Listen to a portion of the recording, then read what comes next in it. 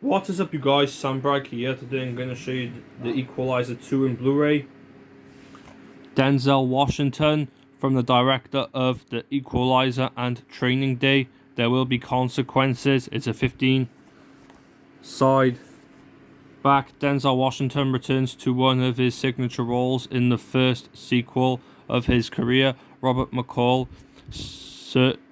serves an unflinching justice for the exploited and oppressed, but how far will he go when that is someone he loves?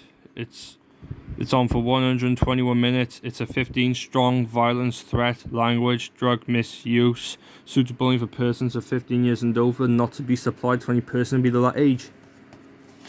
Comes with subcover, same as subcover. There's leaflet, back,